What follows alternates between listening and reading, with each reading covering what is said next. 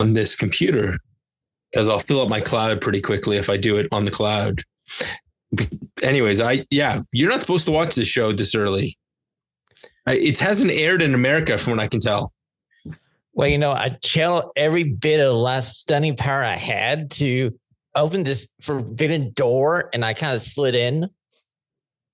Yeah, it's called a VPN.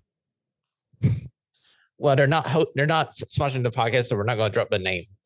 Yeah, well, and I think we're both using separate VPNs, but here in Canada, it's just Netflix. Like without a VPN, when I saw this coming up on the calendar, Greg and I circled these 3 weeks, knowing that this was going to be the only time these 3-hour SmackDowns were going to be good.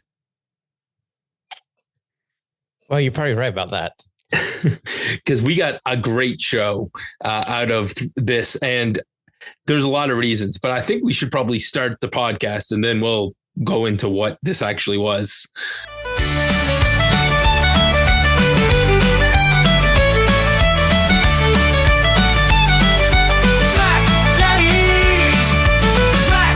SmackDaddies, a revolutionary podcast in sports entertainment. Spread the time for the great. The SmackDaddies.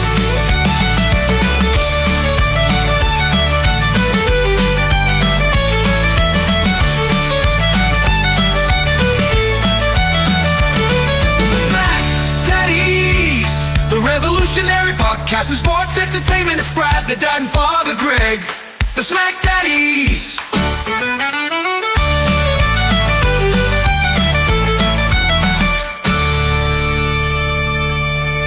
Hello, friends, and welcome to your SmackDown review for The Hub. I am Brad, the dad, and riding shotgun with me is not my tag team partner, Greg Father Feltham.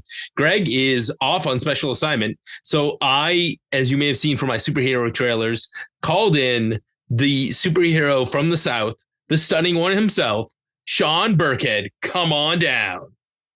Say his name and he will appear. Because I believe in Sean Burkhead. They love him in Toronto, Montreal, Vancouver, even Nova Scotia.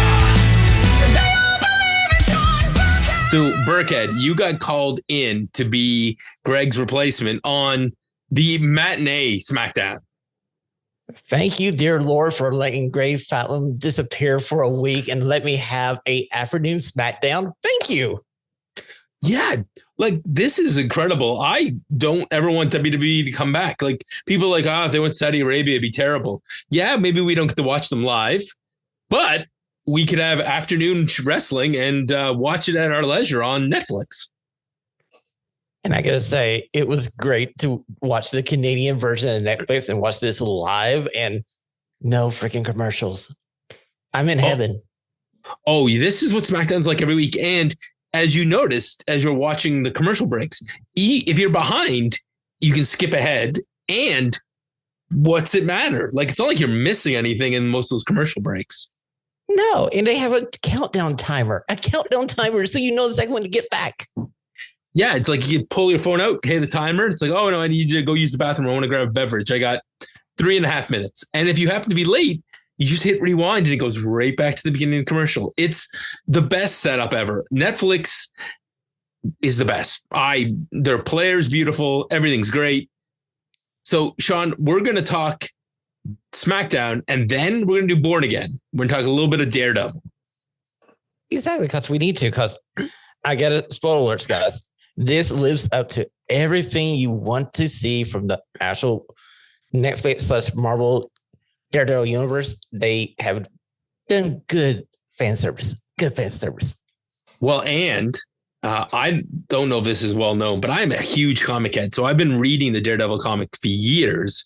And this is following one of my favorite story arcs. So I'm like looking up some of the nerdy things to talk about in a second, because this is a really good run of Daredevil. Not, even though it's called Born Again, it is not the Born Again run that we saw mostly in season 3 of Daredevil on Netflix, or now on Disney Plus, I guess. Exactly. If you haven't had a chance to catch the original, go back, watch the original first before you break into the new Born Again series. Oh, yeah.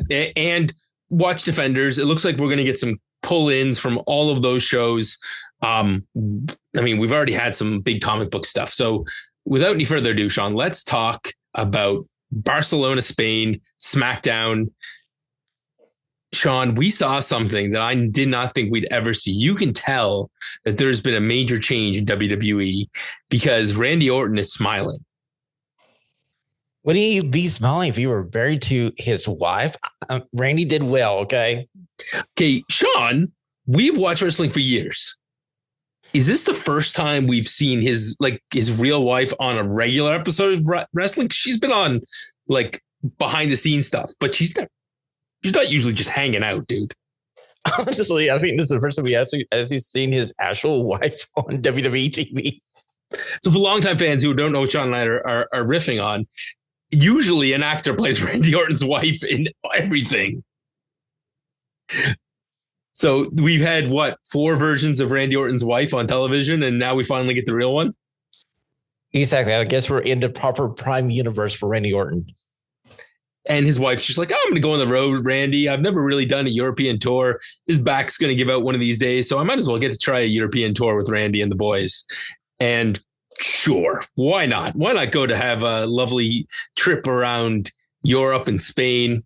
So they're part of the people walking in. We got Mello, we got DIY, and finally Paul Heyman with the football, or as you guys would like to call it, soccer ball, and he just boots it. Paul Heyman, ladies and gentlemen, the greatest of all time. So true, so true. And let's just get on with the show here, my friend. Dude, how much did the crowd add to this? Because we're going to start the first segment with LA Knight cutting a promo. How much did this crowd set this place up for a fabulous night? Oh, they did everything in their power to match Leon France. And I got to say, it's a tough decision. Do you like Leon France or do you like Barcelona?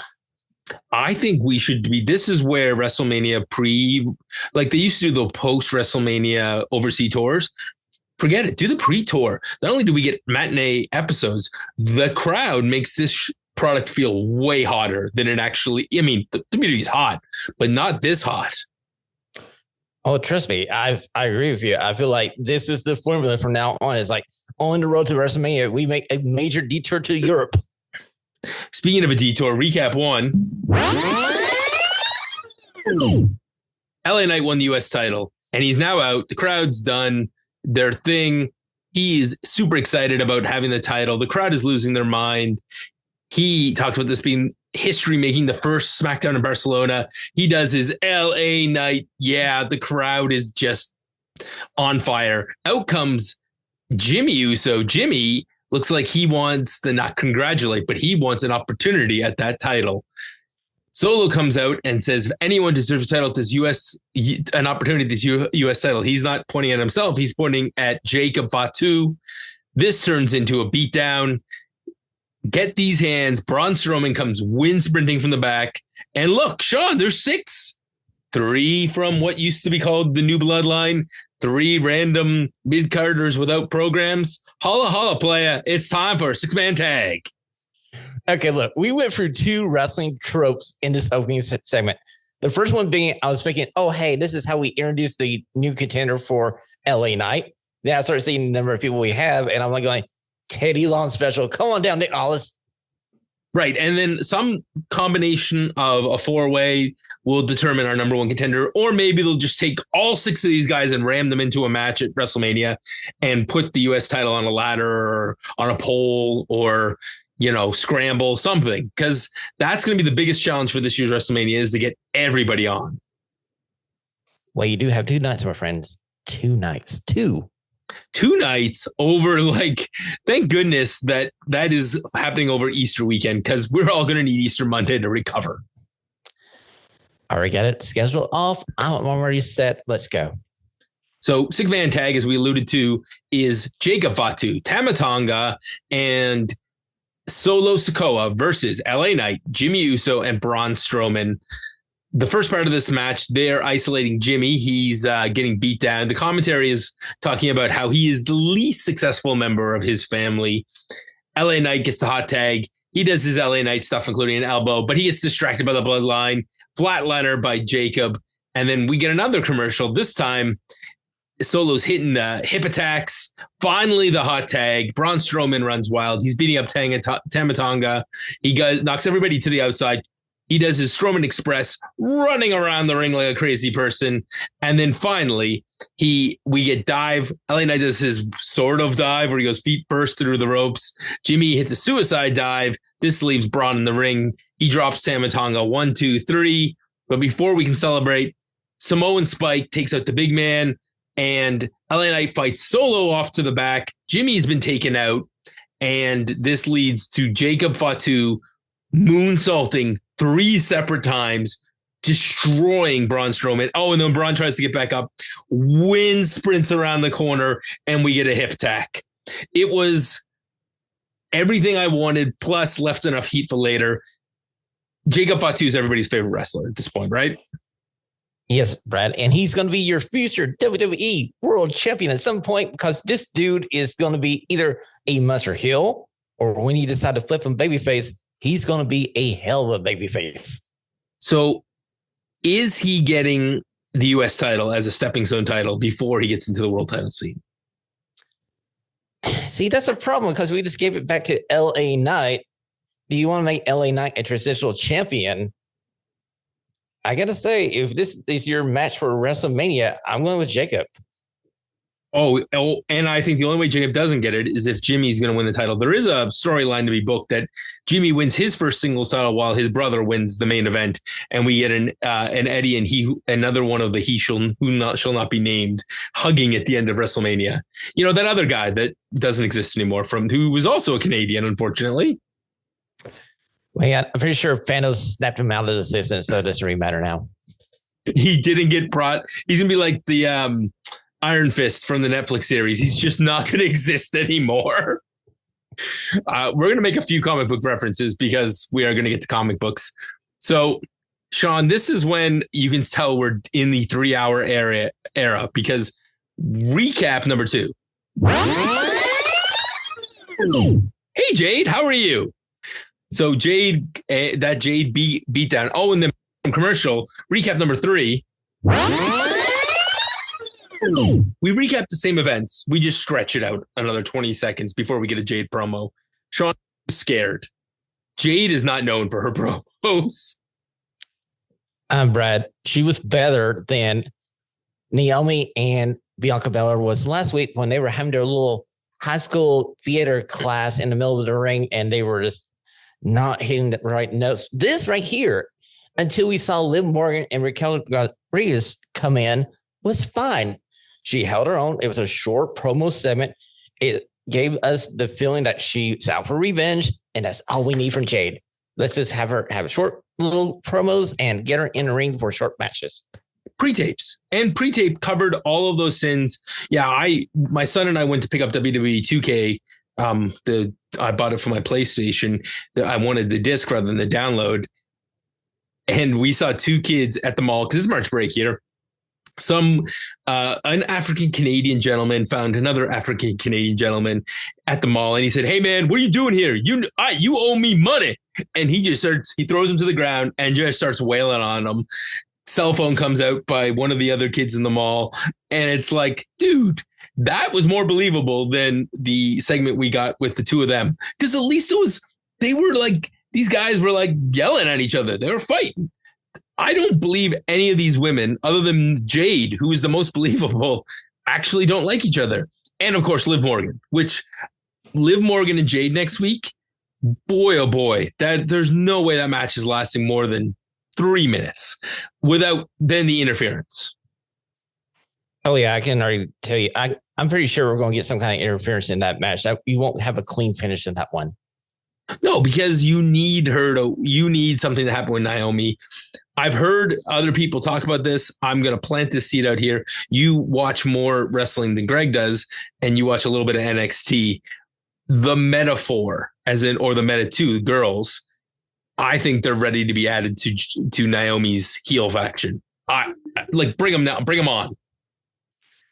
Brad, I don't want to saddle those 2 ladies with Naomi. I'm sorry, I don't. Okay, Sean. So you and Greg both hate Naomi. I don't mind her. I think she's a decent wrestler with some clever moves. What is it about Naomi that drives you nuts? Okay, so we're seeing her down this road to being a heel. They haven't changed her theme music. She isn't the most believable heelish kind of character yet. So just it is being reserved on my part. Okay, well, we'll see what happens. She definitely needs some heaters. BFAB promo. BFAB cuts a decent promo in Spanish. I think it's good. And then she basically calls out Charlotte Flair. BFAB versus Charlotte Flair, Sean. I was like, man, we're about to see how healed Charlotte is. Because if she can carry BFAB to a good match, she's 100. I got to say, Brad, this match was just maybe 5 minutes too long. 5 minutes too long. Yeah, because while Charlotte's beating up BFAB, it's fine. Once BFAB goes on offense, she hits a couple of her kicks. She hits a jump kick, a sweep kick. But there's nothing special about BFAB. And it's not that she's bad. She's just not good. And her selling is poor. She takes when Charlotte ends up hitting the natural selection, she almost over rotates the natural selection. Like she rolls through it. And then we have the figure 4 into the figure 8. And yeah, just she didn't take the chops well. I just think she's average. I don't think there's anything wrong with BFAB. I just don't think there's anything right about BFAB either, if that makes any sense. I just feel like her strength is going to be a mouthpiece for a tag team or a faction. Like she was used to be with the Street Profits. Why can't we keep her with the Street Profits and let her be the manager? Because they're heels and she's not. Okay, in this match, could you figure out who was the heel, who was the face? I had a note for that too. It was like, I don't think it mattered because I think the crowd was going to cheer for the star and they knew what this was going to be. And what this was going to be was a fight because Tiffy, when Charlotte leaves BFAB in the figure 8 for too long, Tiffy comes out and attacks. It feels like a small army of extras are brought out to try and pull these women apart. And eventually Tiffy dives off the top rope to the row of extras and kaboom, Sean. Everybody's down. Finally, somebody was able to catch Tiffany when she does these moves. And I guarantee you now she's going back to management going like, hey, on this European tour, I want every single one of these guys with me when I want to do these spots. Well, and the Spanish extras were excellent. So more to come. Actually, you know what? I'm going to just make an executive decision, Sean, because we do get a Drew McIntyre promo, and we can talk about that in a second. But essentially, Miz comes out to do Miz TV, and then this continues. This brawl rolls right back into the entranceway.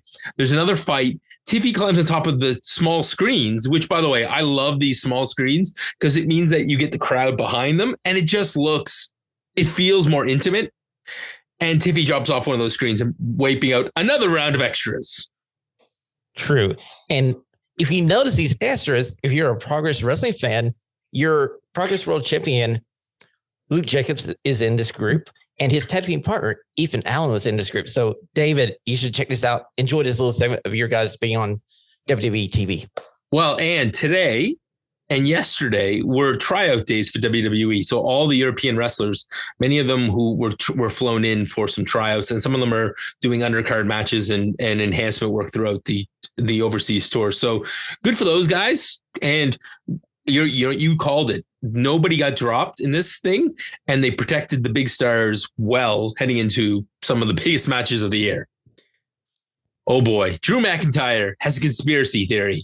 And he's been focused on the wrong person all year because he was focused on Punk and he was focused on Rollins. But really, the person who was cashing in on all of his misery was Damian Priest. Damian Priest cashed in at WrestleMania. He cashed in at Clash at the Castle. He cashed in because Drew didn't get his money in the bank.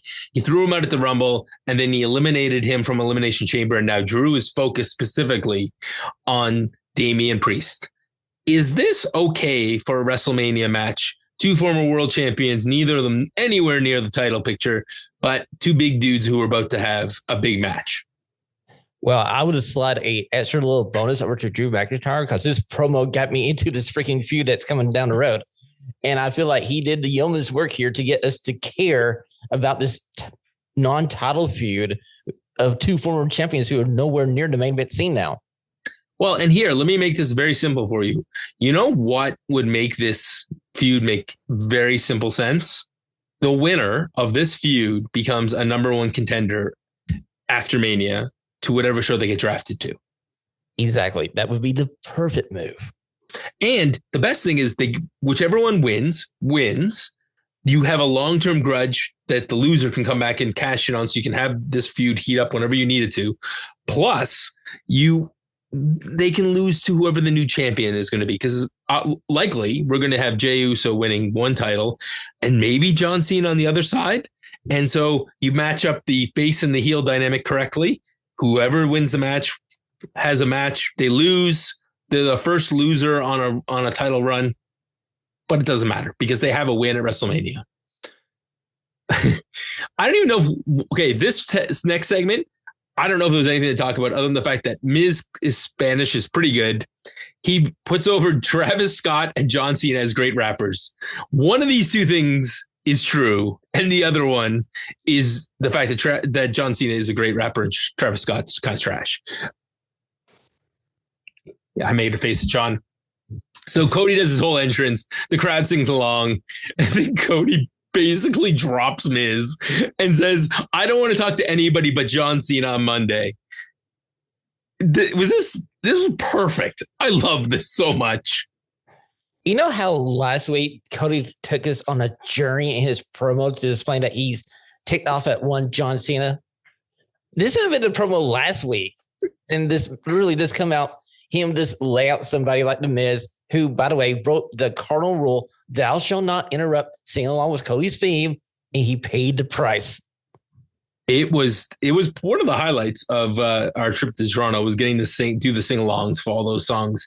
But the best part about this was that Miz loses nothing, and that Cody it's like he got a phone call from Steve Austin this week saying, hey, brother, if you want to be over, you just need to drop people every once in a while. And he should. Like, there should be a time when John Cena is hiding behind security and we just start getting crossroad after crossroad after crossroads. Clear the way. Exactly. You got all this European talent that you're bringing around to different shows as security. Just have Cody drop like 6 of them for crossroads as seen as this cowering behind like maybe 4 more. Okay, speaking of Europeans, we have Shinsuke Nakamura with Nick Aldis, one of the greatest exports from England. This run can't end until Nick Aldis is in a match. Like, we need the payoff to be that Nick Aldis takes off the suit and kicks some ass, right? Yes, we need a WrestleMania moment for Nick Aldis. I don't care who you put him in the ring with. I know. I got it. Put him in the ring with Austin Fury, because that way it could be a short match. Aldis can get all his moves in. 1, 2, 3. Aldis wins, and everybody's happy. And Fury can just be Fury. Oh, yeah, he doesn't lose anything. Or he can beat The Miz, or there's like 5 other people he could beat. There's a bunch of those guys in that talent. So Shinsuke wants a rematch. Aldis, like, you're lucky that the referees likes you or doesn't want to push anything. Priest is standing there. He's pissed off. So we'll take these 2 angry dudes and make them fight. So Priest and Shinsuke are next. Oh, and by the way, here's another recap because we're going to talk about John Cena. Thou shall not go for more than half an hour on WWE TV without putting out something about. Well, especially now since he's a heel and he's also buddy with the final boss. Oh, he's everywhere. And he's the best part-timer in WWE history at this point. Sure. So the other thing we saw here was this red lighting and a luchador walking on a top rope. And then all of a sudden we see him sitting in the corner and it's very clearly Rey Fenix. You know, as soon as I saw that, Greg, I actually went, Brad, man, see, I got so excited for this. I forgot who I'm talking to. And I saw this and I just went onto the internet and going like, is this Rey Fenix's introduction to WWE ? If they're smart, I like the idea of putting Rey on one show and his brother on the other one, and then eventually having them pair up and have a tag run. But they need the singles run, right? Yeah, they do. Especially Rey Fenix, because he's been away with an injury for so long. And you got to wonder how many AEW fans are also WWE fans. So we need to introduce Ray Phoenix to the larger WWE audience. Who is this Ray Phoenix? Let him have some squash matches. Let him have like this run that Penta's had so far. And WWE has done a hell of a job of Penta. The only thing I would have said was, I know that they really wanted both of them on the main roster. I might have sent Phoenix to NXT just because their main event scene is desperate for some more talent. Especially on the men's side. The men's side needs a lot of help. It needs a ton of help. And Ray Phoenix instantly becomes one of your top guys. So I get it. They have Ricky Starks. They basically took 3 main eventers from AEW and said, hey, let's just drop them all into 3 different shows. Fine. Why is he wearing red, though? Isn't this the blue brand? Maybe he didn't get the memo yet, and they decided to have this produced. So just in case they decide to throw him on Raw after Mania, they have it already to go. Works for me. So our next match is Shinsuke Nakamura versus Damian Priest. The story of this match is we have 2 very good strikers, one who is going to use power moves, the other one who's going to use more of the submission style. Damian Priest is in control basically until the commercial break. We even get this really cool flatliner off of a dive from Shinsuke Nakamura. Damian hits an amazing Falcon Arrow at one point and old school. But Shinsuke is rallying with some strikes and then even things like an armbar. There's a giant clothesline at one point knocking Shinsuke out of his boots. Shinsuke sold like $1 million. And then as we look like we're getting the end, Drew comes out, distracts him. Shinsuke takes advantage. We're going to get Kinshasa, but no, he's taken out. Damian's getting ready for South of Heaven. Drew McIntyre attacks DQ. There's a brawl. Shinsuke hits the Kinshasa afterwards, and McIntyre beats him up, including with steel steps. I feel bad for Shinsuke because he's so talented, but the rumor is he's leaving WWE, which makes sense. Yeah, I was reading the same rumors. Apparently his contract ends at the end of this month, and I think both parties have decided not to re-up or anything. So maybe Shinsuke is going to take a trip back over to Japan to wrap up his career. Who knows? We'll have to wait and see. If you told me he was going to New Japan, boy, oh boy, New Japan could use Shinsuke Nakamura right about now. Okay, so I would have the same problem with him being in the main event scene in New Japan Pro Wrestling as the ace, Tanahashi. You're still not solving the problem that is New Japan Pro Wrestling, where they need younger talent to be moved up. And the rumor is they're going with Tanahashi to be the champion until 2026. So there's just moving things down the road. But hey, having him back in the company, that'd be kind of cool. Or he could go over Noah. Yeah, or Noah. But even just putting him back into New Japan would freshen up their main event scene because it would give them another player. And if you have Shinsuke come back as a face and then turn on one of those young guys, betray them. He comes back to mentor a couple of them, betrays them, wins the title. And then we eventually get one of the young lions climb up and get the win over him and let, a true New Japan legend that made in WWE put over a young guy. Then there's some progress to be made there. And frankly, they don't have they have Goto who can still go, but they need that. And don't get me, listen, I love Tanahashi, but I do not want to see Tanahashi wrestle anymore. It's like watching Matt Hardy wrestle. There's certain guys, it's like the door that's done. I don't need to watch you anymore. If I want to watch you wrestle, I'll watch old stuff. I'm with you. I would have just rather President Ace be President Ace. Or have his nostalgia run, Sean, and not be in the main event scene. If he was just having a year of goodbye matches and wrestling some of his favorite opponents and putting over some young guys on the way out, then nobody would be mad about this. Or if he became a heel like John Cena did, there is something to be done with Tanahashi. It's just not what they're doing. Okay, now, Greg, you're just wanting. See, again, I'm getting too excited. I forgot who I'm talking to. Brad, my friend. You just want heel turns for heel turns. You guys are underneath this make-believe idea that that heel turn by John Cena was the greatest heel turn in the last 20 years. I'm here to tell you people, it was a heel turn for just being a heel turn. It doesn't make that much sense because the last time we saw John Cena and The Rock, they weren't really on the same page. And I just don't believe it. I'm like, I just rather see John Cena be babyface for this whole run and see you later. Hustle, loyalty, and respect, man. John Cena is going to get his own Fast and the Furious movie with The Rock. That's just how this is. Vin Diesel may not make up with him, but John Cena's plays Vin Diesel's brother. So those two guys can get together and we'll have another spin-off movie. It's fine. They need stuff to do. John Cena can become even richer with The Rock. Speaking of people who should be well off, Randy Orton, and he's going to wrestle Carmelo Hayes. Oh boy, Sean. This was a scene where it was like, these are two really smooth guys. And man, did I love this match. I mean, Hayes sold for most of this match. He does get his stuff in. He is that springboard DDT. He ends up trying to hit nothing but net, avoids that, ends up hitting an amazing bouncing kind of DDT.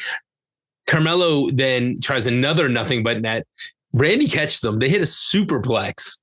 Hayes misses a first 48, looks like he's going to eat another move, hits the first 48. Finally, Randy gets his DDT off the ropes. There's this crazy sequence at the end where he hits the first 48, and then Orton bounces up and grabs poor Carmelo Hayes for an RKO. And then afterwards, Randy goes to shake Carmelo's hand. He swats it away, and then he eats another RKO. I love this match. The only thing I was expecting was for Carmelo doing all the bouncy things off the ropes. I was waiting for one of those to be caught with an RKO out of nowhere. But maybe they just didn't have time to rehearse that. Maybe, because I was thinking when he was going for that springboard DDT, I'm like, oh, this is a moment that they're going to hit the RKO out of nowhere. Then Carmelo kind of act like he was going to go to the top rope, and I'm going like, no, you haven't seen this horror movie before. If you go to the top rope of Randy Orton, you're going to eat an RKO. No, he hit a pretty mundane one. The only thing I can think of is that they're saving that for a rematch. And this was kind of just a teaser. But the two of them are so smooth. It was a class for anybody who's learning how to wrestle. Watch this match. Here, we need another recap. It's been like 10 minutes. So Braun Strowman got destroyed by Jacob Fatu, and now Jacob Fatu's gotten a promo, and he won next week. Like, how many matches are these guys going to have? This is another series now where it just keeps going. You know, with these two, I don't care. It's fun. It's violent. It's just everywhere you want to go. Just let these guys have a brawl all around Italy. It'll be okay. It'll be fine. Sign me up. Dude, you know what? Sign me up for this. When I saw Gunther coming out and we saw him in the back walking at the beginning, I was like, oh, we're getting a Gunther match?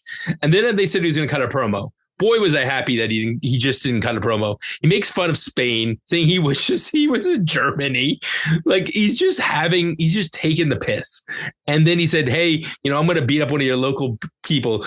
I heard he was a kid a while ago. So send out Axiom. And I love that he called him a kid, because those of us who watched NXT UK, we know that underneath that mask is Spanish legend A-Kid, who is now just Axiom.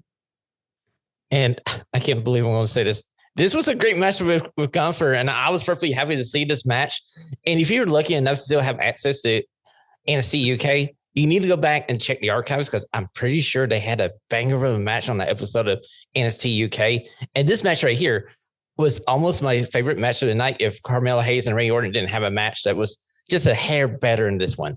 These back-to-back matches spoiled us for what wrestling could be, because one was this incredible legend versus young guy match. This was the overconfident champion getting taken to the limit by the local boy done good.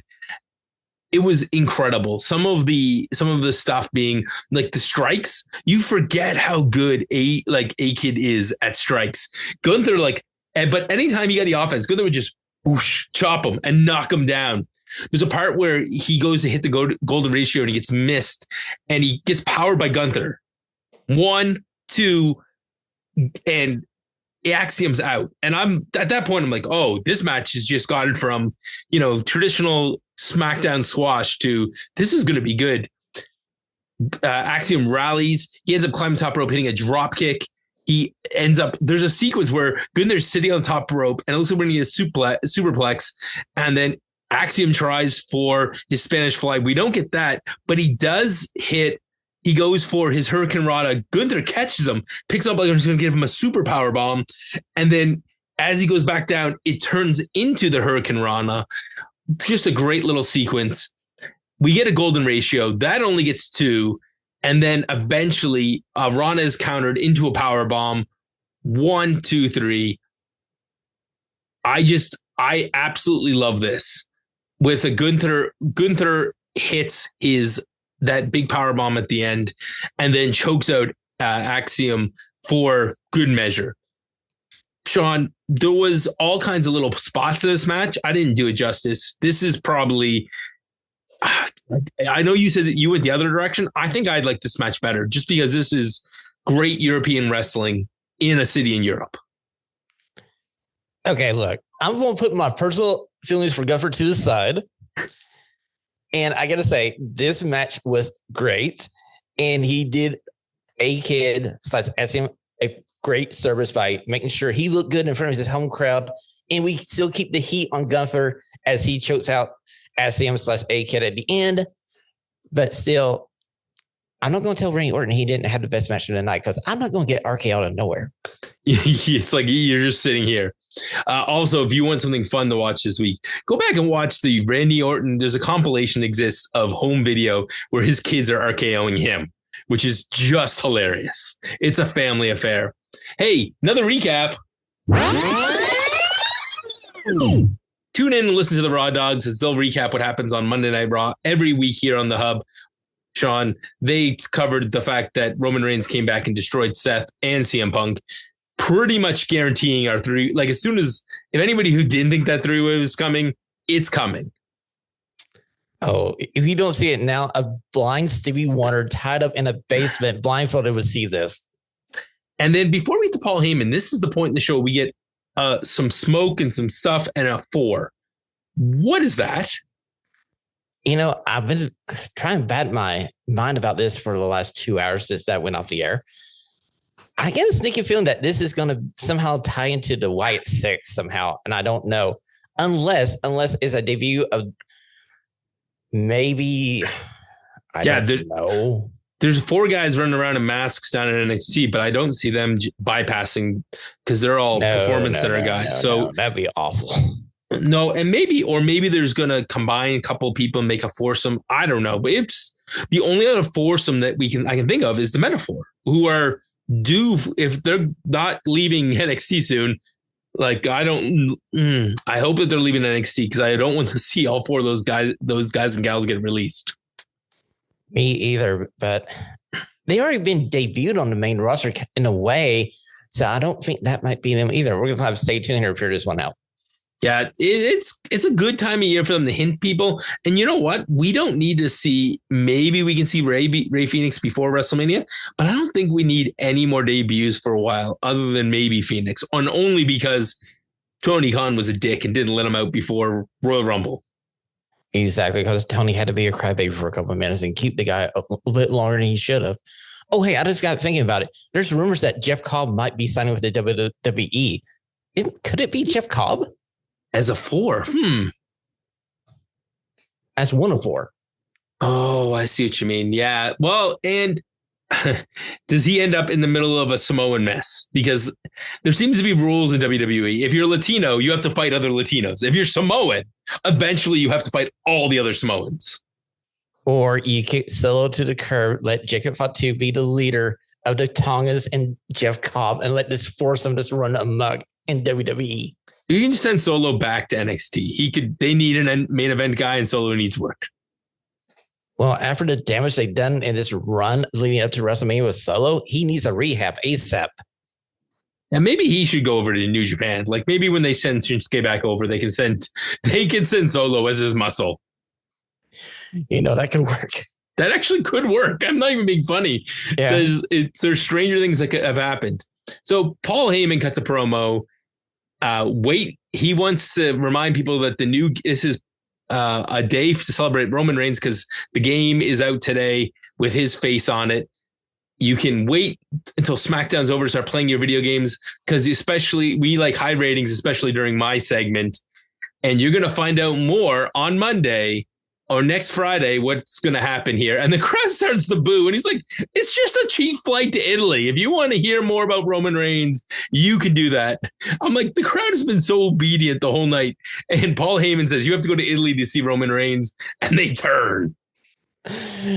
He's a master of crowd manipulation because when he came out, he was beloved by the crowd. And the moment he suggests, oh, hey, spend some more money, take that quick little trip to Italy, it'll be fine. They just want to boo the guy out of the building. So this was fine. This was another great segment. Sean, we head into the main event segment with Legado. And Legado is there interrupting the Street Profits. They basically are calling them out. They hope that they win. And they want next. Sure.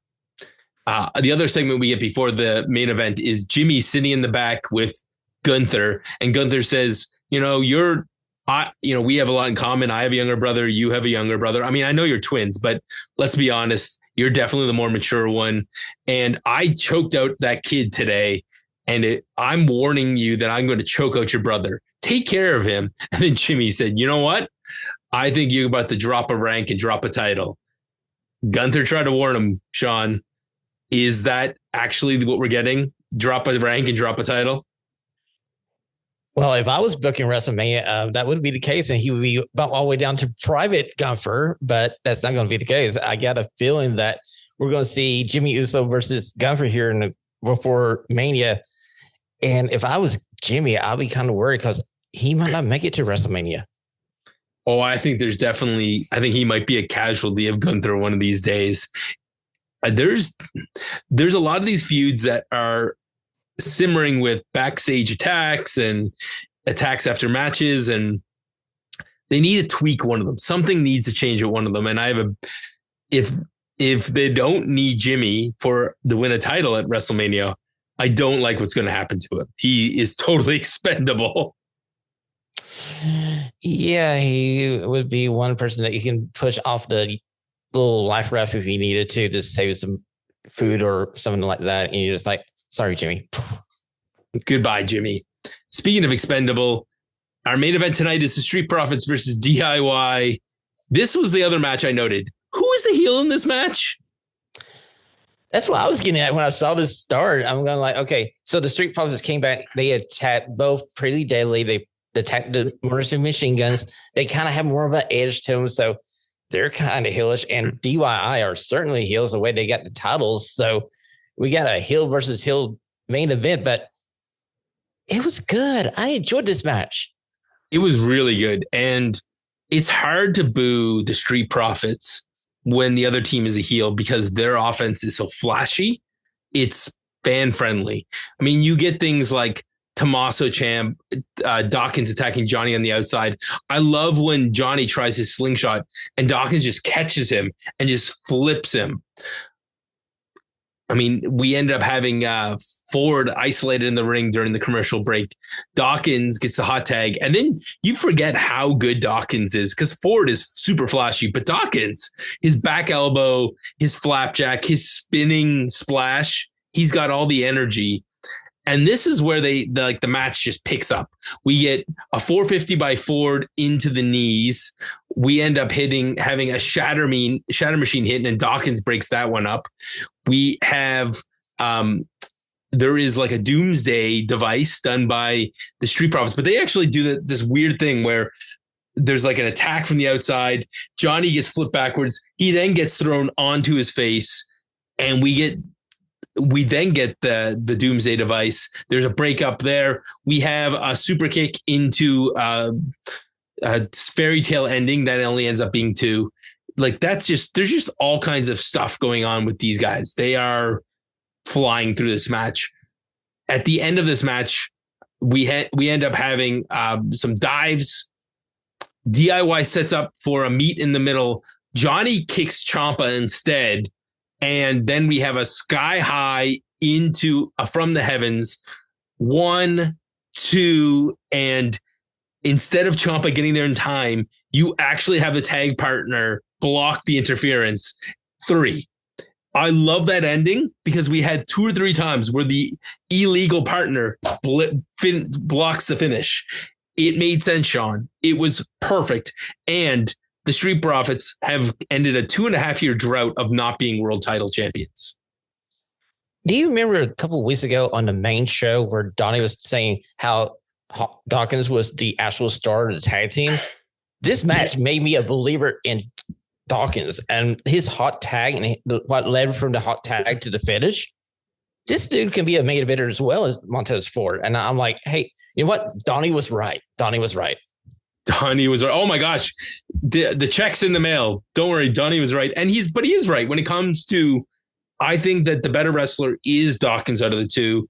He has the extra size. If he cuts down, like just gets his body into more of a main event shape, like even as lean as, like, it's not like Damian Priest has got abs or anything. He looks great, but he doesn't look like a bodybuilder.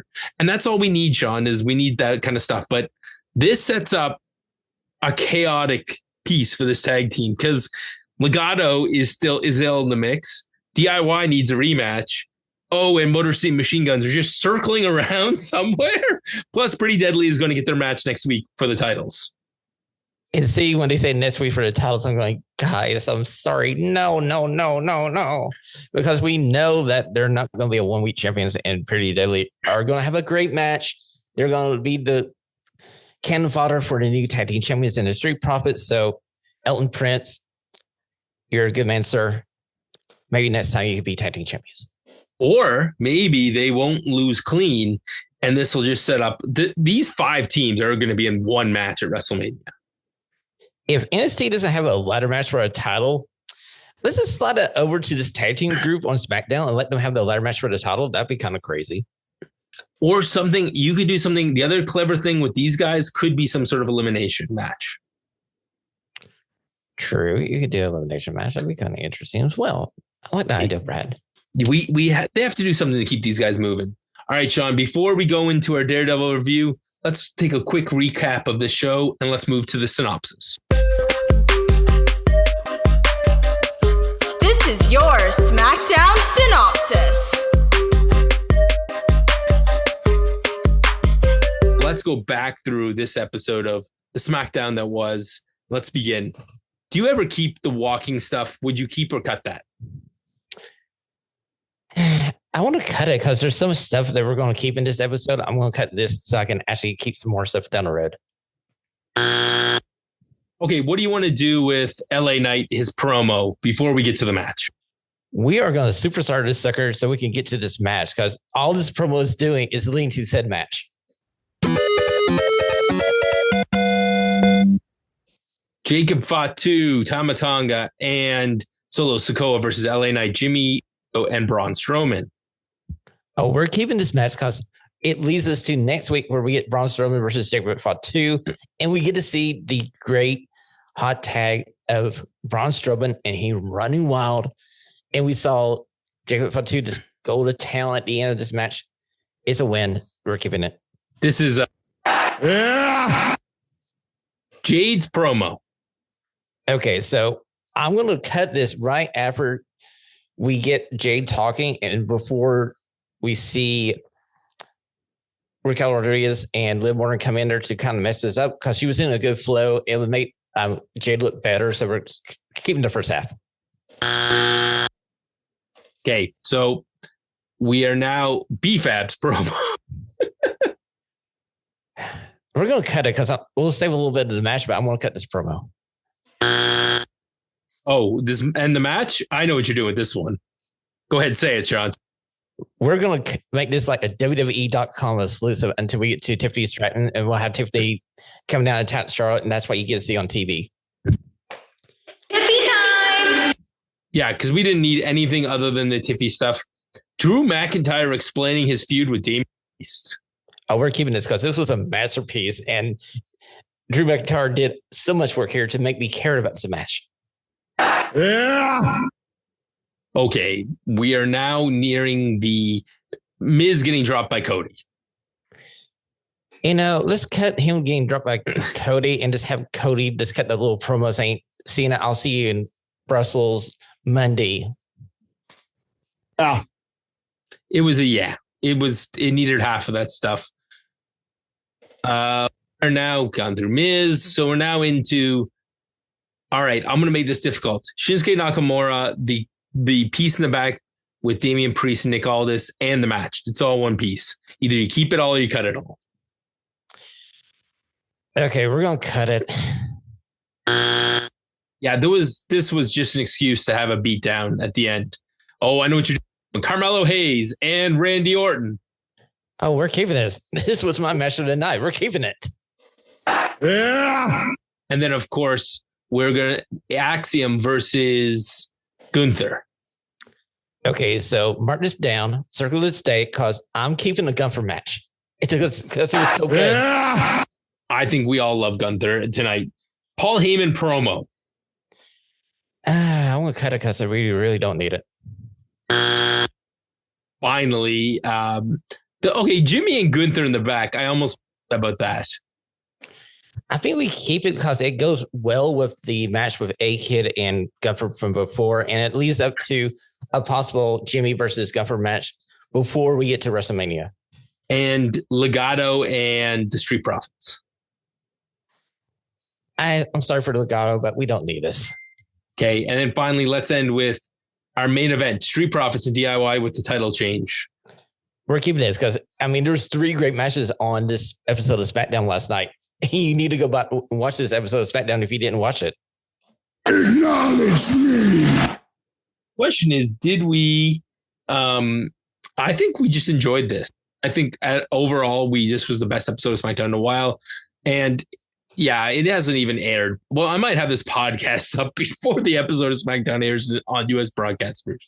But the good news about this is if you've been following on Twitter or over someplace like that, this was the best episode this was the best episode of the year. I think Greg needs to go away more often because whenever he's away, the show is better. Well, because I'm here, my power of stunning influences the world. So yes, Greg, just stay away just a little bit longer here.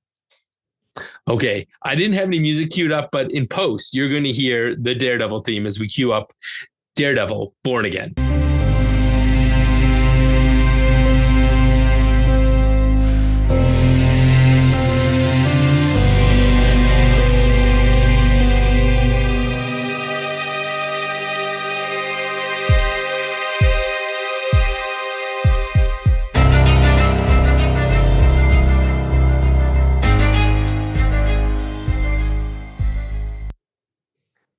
So, my friend, have you seen the news edition of Daredevil, the latest one from Disney Plus? I got to say, I was worried about this being as good as what they had during the Netflix run. And the first 3 minutes of the opening act of the first scene of the first episode, it made me mad. It made me cry. It hooked me. And this thing is damn good. So what do you think the story behind all of this is when it came to the rewrites? Like what happened there? I'm wondering if the actor that plays Foggy and the actor that plays the first love interest of Daredevil had like prior projects that they couldn't get out of. So they had to kind of write them out in the first couple of episodes. And that's what we got. Yeah. So I do know that both Eldon Henson, who plays Foggy, and Deborah Ann Wolf have other commitments that they're dealing with. And in the comic books, it's actually Karen Page it's Daredevil who moves away, and Karen Page knows Daredevil's secret identity as Matt Murdock, and she ends up moving. She ends up getting into like drugs and porn, and she just becomes a failed actress. And through her addiction, ends up revealing to somebody that Daredevil is Matt Murdock, selling that to the Kingpin. She ends up getting killed in the crossfire. So that's a whole totally different storyline. And it's not Foggy that dies. It's Karen.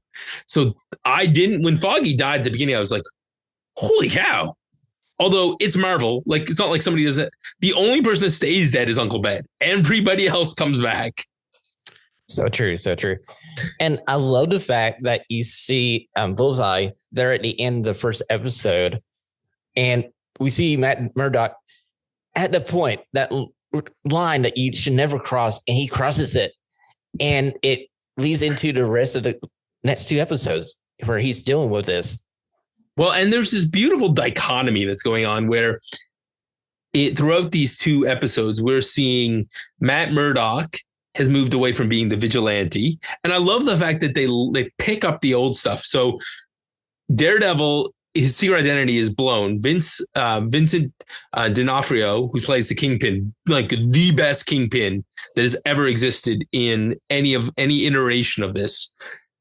He knows that he is that Matt Murdock is Daredevil, and Daredevil doesn't exist anymore because, as you said, when his friend dies, that whole scene where he's listening to Foggy's die, and then he just snaps and throws him right off the roof. Yeah, like you go back to the next series where he literally, there's a whole season of Daredevil talking with the Punisher, going like, "There's a line. Superheroes do not cross this line," and we finally see Murdock snap. And who wouldn't snap here? Because that's your lifelong friend. And I would have kicked the dude off the roof too. Like, but the Catholic guilt plays into this piece where he is just dying, drowning in Catholic guilt. This idea that I crossed the line, I've been so hard on Frank Castle, and here I am, I have broken that peace. And the only person that could break him was Wilson Bethanol's Bullseye. And I love the fact he doesn't even kill Bullseye. Stupid Bullseye's still alive. I know. That was the shock of the first episode. It's like, oh, he's still moving. Like, dude, is he superhuman? Well, remember, during the last episode of the other series, the last time we see Bullseye, he's getting operated on, and they're putting something into his spine. In the comic books, he has like an adamantium, like similar to Wolverine, except it's just his spinal column. So it's enhanced. His body is a little bit enhanced so that he can take the punishment that Daredevil can dish out. But just the wounds Daredevil takes. And then Daredevil's like, you know what? I'm going to be happy. But the part where they finally re-meet Sean and they're in the dining room and the two of them are just like, this is the most awkward date I have ever seen. Daredevil and Kingpin just hanging out. This was the greatest cinematic moment in the history of Marvel. This little like interaction where you have both of them laying out their threats to each other, going like, "Yeah, I hope you're a changed person, but if you step out of line, I'm going to be here." And Kingpin reverts, goes like, "If you go back to your old ways, there's going to be consequences." And it was great. Yes, and then there's even references when the Kingpin becomes mayor. He's talking about, we don't need people, gun-toting vigilantes or wall-crawling menaces, hinting to both Spider-Man and Punisher, all in the same piece. Exactly, and that leads us to the last moment of the third episode that we saw. Oh wait, hold on. Let's. I want to pick up on a couple of Easter eggs. So because you got into the nerdiness, so. We, at the beginning of the first episode, did you catch the spray paint? The fact that they're drawing a picture of Wilson Fisk with the two faces and the guy's all in white. Did you catch that scene? I didn't catch that. So that is going to lead us to the villain for this series. So we can talk about that near the end, but I want you to keep that in mind that as you're watching the next couple of episodes, we keep seeing murals of Kingpin around the city. That is our main villain is coming, and he's one of my favorite Daredevil villains. He's a new creation. I don't know what they're going to do with him because his powers are unique and he's an Inhuman in the comic books. I don't think we're getting Inhuman anymore. I think Inhumans are gone. That series has failed. I think he'll be a mutant in this new version. But yeah, you're right. Matt Murdock ends up having to defend White Tiger. So are you familiar with White Tiger before this? No, I wasn't. So White Tiger was a totally new character to me. So White Tiger is a 1970s creation. He is in the same land as, the same kind of idea as Danny Rand and a few of the other Kung Fu characters. His amulet gives him the power of the White Tiger. It's a curse / superpowers. He has enhanced speed, strength, and stamina. a little bit of martial arts training. He is an urban hero, and the amulet is passed down from one generation to the next. You have to be of a certain bloodline in order to use the amulet. So the whole thing where he's defending him, and I love the twist, Sean, where it's like Matt Murdock has to reveal first. He tries to hide the white tiger, and then he has to reveal the white tiger because it proves that he's not a cop killer, that he is this good guy who's just a vigilante. And a part of me is like, is Matt Murdock trying to convince Sean? Was he trying to convince the jury that vigilantes are good, or was he trying to convince himself that there's a reason to be a vigilante? I really feel it's the latter. I feel like he was trying to convince himself that it's okay for him to go back to being Daredevil. But in this move, this was a really dick move because he outs the white tiger, and it leads to something at the end of this episode. And I'm going like, it's going to be more guilt for Matt Murdock. Oh, good old fashioned Catholic guilt. And then when Matt gets beat up at the end of, I think it's episode 1, you can see one of the cops is wearing a tattoo on his arm, and it's a Punisher tattoo, which is very common with police officers. A lot of them will wear a version of the skull that Punisher wears, but there is a big hint that we're getting a lot of Punisher in this series. Yeah, a lot of Punisher, and I can't wait to see this interaction with the Punisher and Matt Murdock. So it should be interesting. I gotta say, the scene where Matt Murdock takes on the two cops in the apartment of the witness was so great. And the fact that he was going like, guys, you don't want to do this. And then you finally see just a little bit of his blood being spilt on the floor, and then he just snaps back in Daredevil mode and just whip these two guys. And the music starts. Like you could just hear we see the blood react, and then we hear the score from the old Daredevil show, and he becomes Daredevil for like a split second, and he kills the cops. He Roman Reigns them. This was take no prisoners.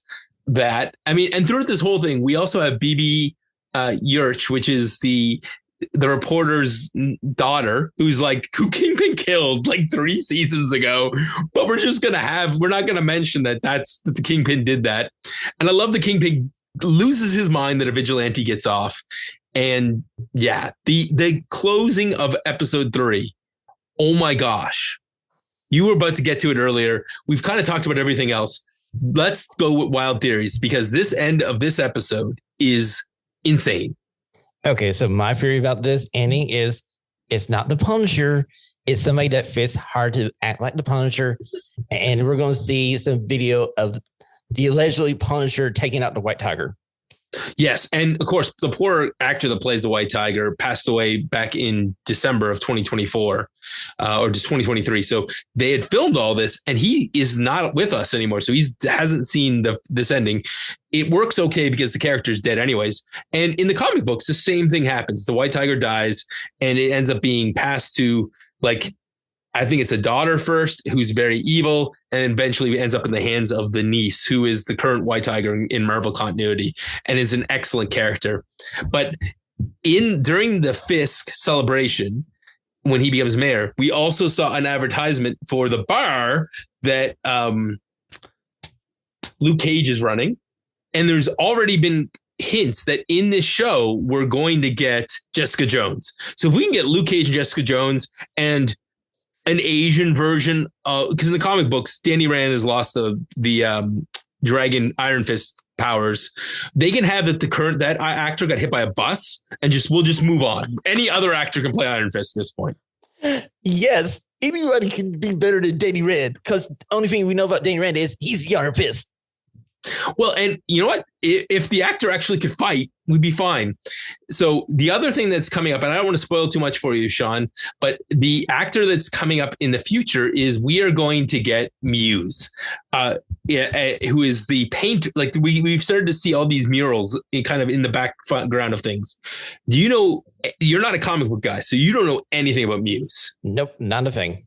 Okay, so I won't spoil too much with it. I will just say that Muse in Marvel Comics is a new creation, which is kind of the run we're getting right now. Is this run where Muse from Marvel Comics was a character that ended up being he was an Inhuman from the 616 universe. He started appearing. I'm just looking up his comic book history. He started appearing around Daredevil 600. He is a sociopath who kills people and traditionally uses blood as his art. So his power is that he can manipulate blood into and move it so that he can move. And usually he does it with dead victims and creates art out of their dead bodies. And that is the villain for this series. Wow, that's going to be interesting.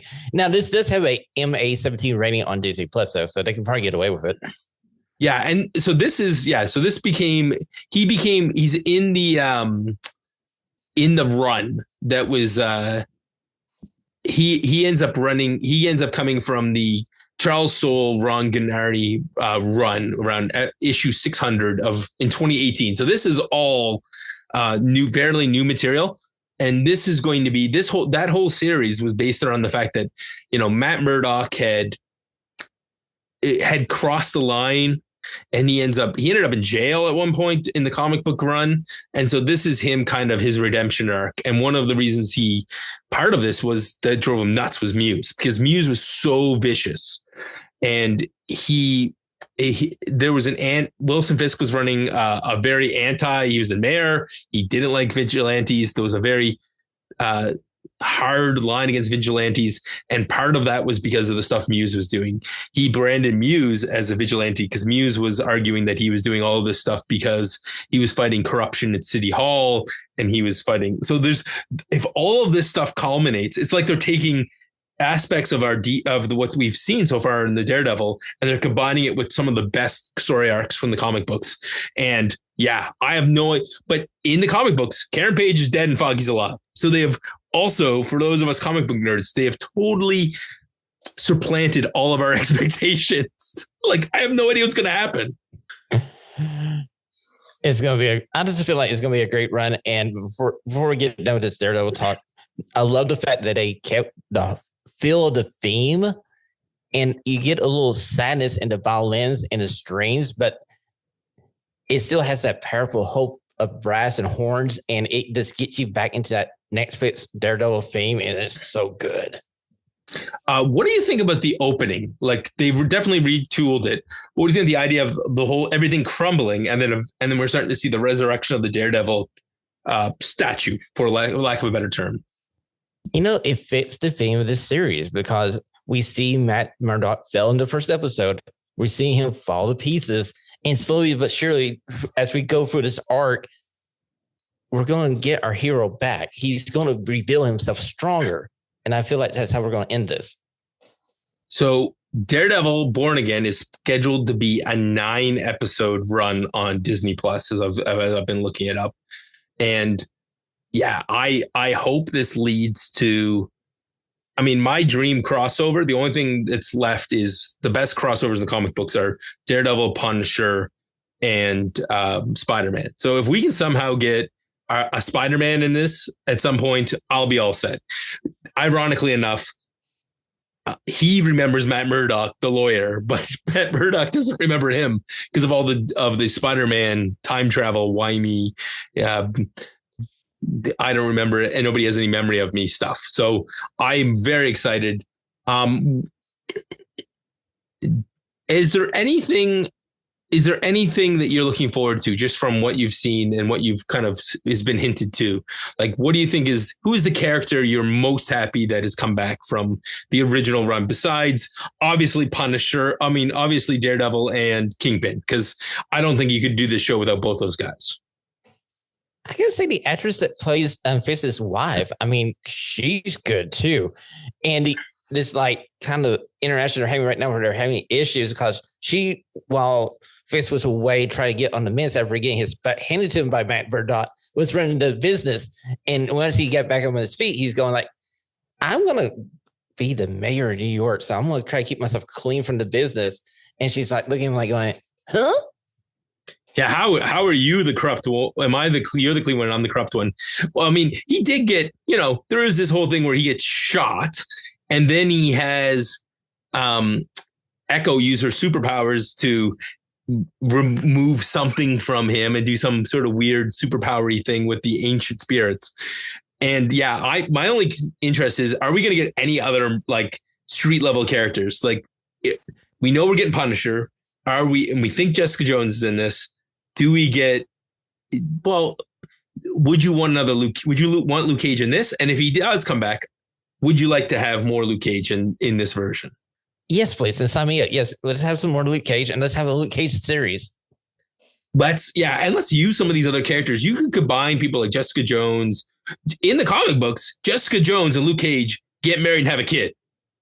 Oh my God. I know, and that's all I want out of this, because I want them to get married. They eventually there's a run in the comic books where we're setting it up, Sean.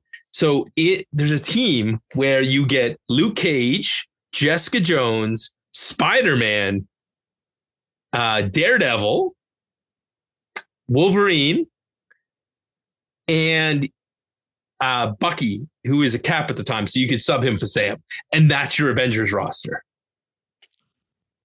You know what? That sounds great. Let's go with the Red Hulk as one of their heavy hitters. Like, done. That's it. Done. Yeah. Send me that team right now. And the best part is anybody who's like, this is really woke Marvel. No, you know what? This is from the comic books. It's like they're people who didn't like Captain America. I'm sorry. I loved it because A, we got Red Hulk. B, it's from the comics. Steve loses his powers and we get Falcon. We get Bucky and Falcon, who both have been Captain America. It's fine. The characters can change.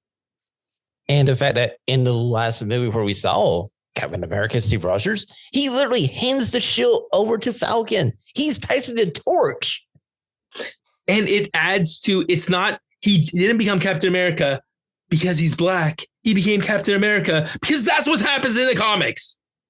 Because he's been his sidekick since the 70s. Because Steve found him worthy.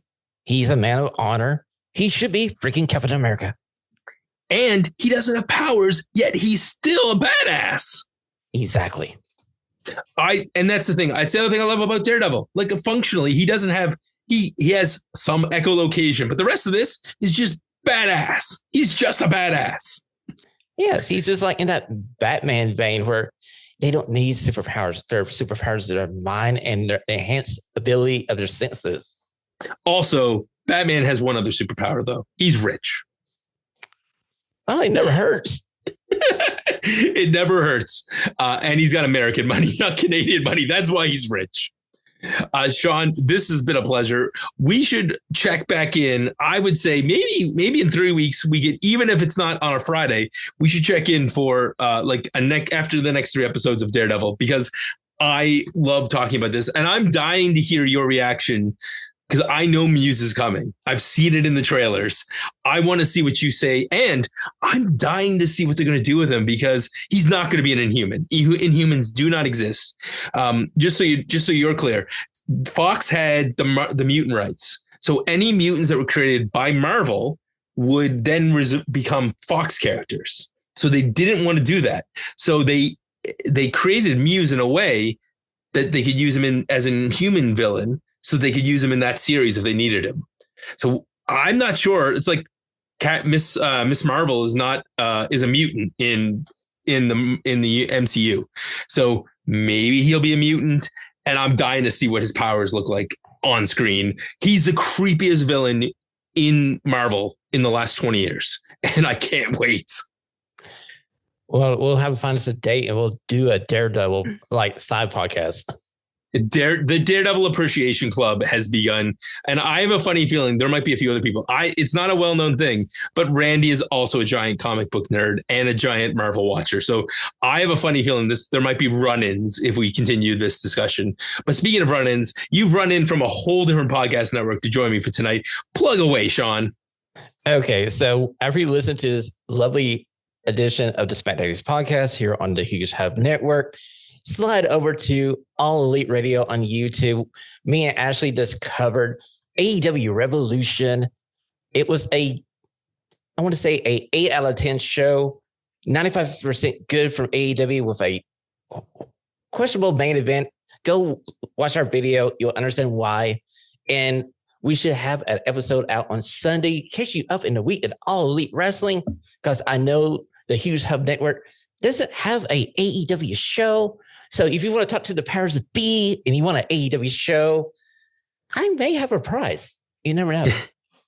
Everybody has a price for them, according to the $1 Million Man. But also, you were right. What a great, you guys did a great show. That was a great PLE. Other than, if somebody could tell Tony Khan, I don't care. I just want, give me 3 hours. Once you get beyond 3 hours, I stop paying attention. And you guys were 100% right. It wasn't that the main event was bad. It just was not the right match to be the main event on a show with way better main events.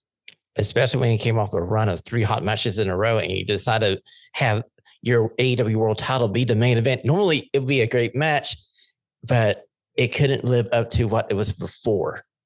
It was the most WCW thing they've done in a very long time. And this is a roster that used to have Sting on it. Oh, hey, the Sting one was great. They did Sting right.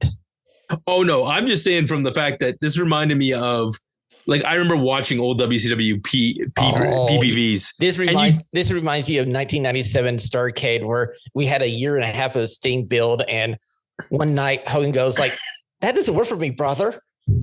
Oh, it reminded me of watching the cruiserweights and then your U.S. title scene, and they were all amazing matches. And then all of a sudden, it's like, well, time to put Hogan and Piper in the main event. Great. Like we were talking before, if you're rich, you got a little more power, unfortunately. Your superpower is that your daddy lets you run your own wrestling show. Okay, before this becomes the AEW Burial Podcast, thank you for joining me, Sean. And thank you. Check out all the shows here on the Hub. Next up in sequence should be Storytime with Jimmy. You should get one heck of a story. And yeah, I'm looking forward to the Raw Dogs. And then, of course, the main show. I know we have a couple of very good interviews in the can. And Sean, I will hint that we have a very controversial issue coming up with one of the most controversial people in wrestling. So I can't wait for that one. And we already had PCO on, so it's not him. Well, you also had Eric Bischoff on before, so it's not him either. So who does that leave? Well, smart wrestling fans will find out in the near future about who that is. So in the meantime, and in between time, check out all the other podcast shows. If you want your AEW coverage, go check out All Elite Wrestling, All Elite Wrestling, All Elite Radio. All Elite Wrestling is where you watch the show. All Elite Radio is where you hear them break down the good and the bad of AEW. And you're doing God's work because, wow, especially Collision. I'm sorry. Oh, come on. Collision is the best show. It is. Out of the two, it's the best show. Okay. Well, for hot takes like that, go check out Sean's work. And we'll see you next week. We the ones.